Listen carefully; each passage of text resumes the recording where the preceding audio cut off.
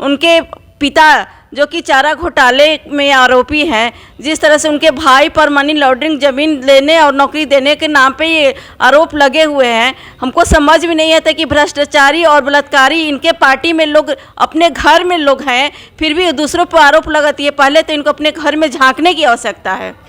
रोहिणी आचार्य बताने का काम करेगी उनके भाई कितने डिग्री वाले हैं, 9th पास है या फेल है, ये भी हमको नहीं समझ में आता। कितने लोग अपने भ्रष्टाचार में लिप्त है। कोयला घोटाला की बात करें, 2G घोटाला की बात करें, अरविंद केजरीवाल जी शराब घोटाला, ये सारे भ्रष्टाचारी आज इंडी गठबंधन एक मंच पर आकर के ये नरेंद्र मोदी जी को दिखाने की बात करते हैं और डराने की बात करते हैं। इनके पास कोई ना नेता है, ना नीति है, ना नीयत है।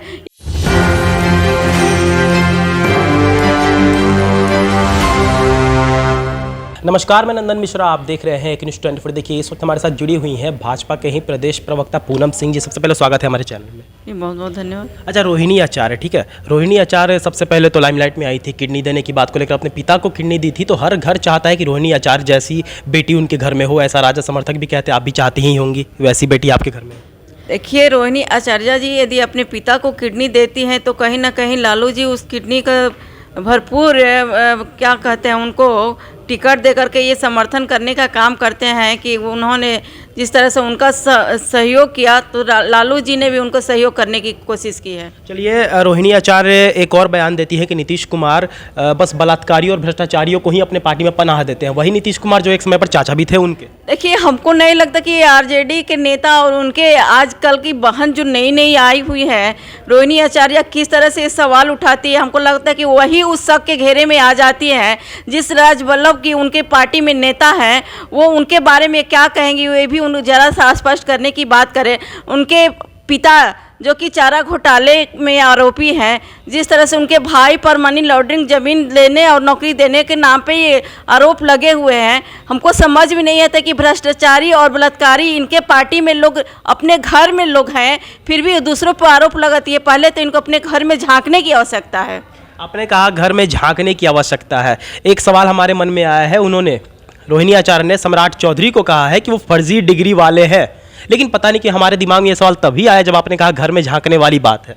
देखिए, ये लोग, देखिए, बिहार में विकास के मुद्दे के पास उनके पास कोई जवाब नहीं है।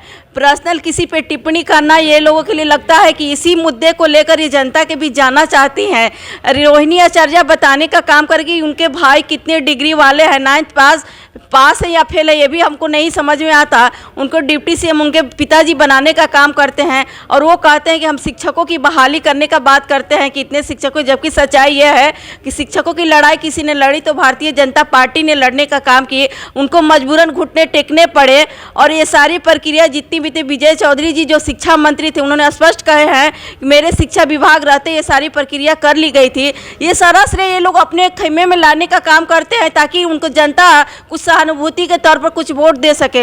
लेकिन बिहार की जनता और देश की जनता इतनी मूर्ख नहीं है, उनको ये सब बताने की आवश्यकता नहीं, क्योंकि बिहार की जनता समझ चुकी है कि बिहार को विकास के तौर पर कौन लेकर आगे बढ़ा सकते हैं और विनाश की ओर कौन ले जा सकता है। चलिए, एक आखिरी सवाल पूनम जी आपसे लेंगे। राजद के ही नेता प्रतिपक्ष जो है तेजस्वी यादव, वो कहते थे कि मंदिर जो बनवाने की मांग आप लोग कर रहे हैं, बुखार लगेगा तो मंदिर में जाइएगा कि अस्पताल में जाइएगा, भूख लगेगा तो मंदिर में जाइएगा कि होटल में जाइएगा।